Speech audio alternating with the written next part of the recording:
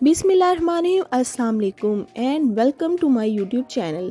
बहुत से लोग स्मोग यानी धुआं और फोग यानी धुंध को एक ही चीज़ समझ बैठते हैं। अगरचे दिखने में दोनों एक ही जैसे नज़र आते हैं, लेकिन अगर इनकी फॉर्मेशन के बारे में बात की जाए तो मालूम होता है कि धुआं और धुंध बिल्कुल मुख्तलिफ अंदाज में बनते हैं। दरअसल स्मोग यानी धुआं फ़ज़ाई आलूदगी की एक शक्ल है जिसके नतीजे में केमिकल टॉक्सिन्स फ़िज़ा में मुंतशिर होता है, जबकि फोग यानी धुंध हवा में पानी की बूंदों का जमा होना है।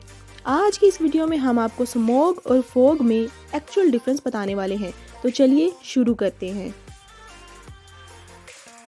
फोग फोग जिसे अमूमन धुंध भी कहा जाता है, ये असल में पानी के छोटे छोटे ज़रात का मजमुआ होती है जिसे वाटर वेपर्स भी कहा जाता है।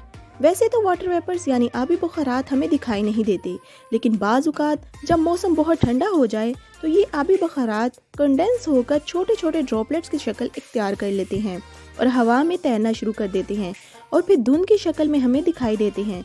यही ड्रॉपलेट्स जब आसमान में हो तो इन्हें हम बादल यानी क्लाउड्स कहते हैं, और अगर ज़मीन के करीब हो तो धुंध यानी फोग कहलाते हैं।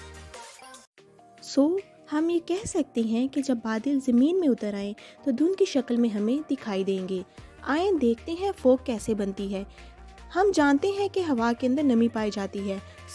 जनरली जब हवा में दर्जा हरारत काफ़ी कम हो जाता है तो ये हवा की नमी काफ़ी कंडेंस होकर छोटे छोटे कतरों की शक्ल इख्तियार कर लेती है, और ये कतरे इतने छोटे होते हैं कि ज़मीन पर गिरने की बजाय ये हवा में तैरने लगते हैं और फिर हमें नज़र आने लगते हैं।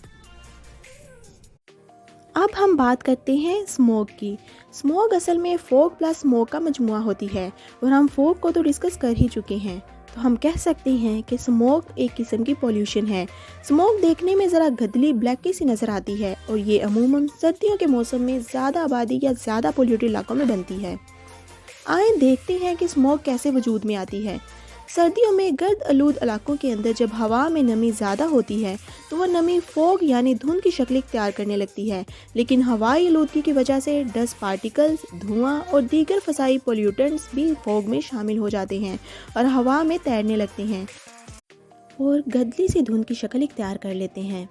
याद रखिए, ये स्मोग इंसानी सेहत के लिए बहुत ज़्यादा नुकसानदा है। एक तो स्मोग की वजह से ज़मीन पर सूरज की किरणें नहीं पहुंचती, जिससे इंसानी जिस्म में विटामिन डी की कमी हो जाती है, और दूसरा स्मोग सांस के रास्ते हमारे जिस्म में जाकर बहुत सारी सांस की बीमारियों का बायस बनती है, जिसमें फेफड़ों का कैंसर, दमा और निमोनिया वगैरह के अमराज शामिल हैं।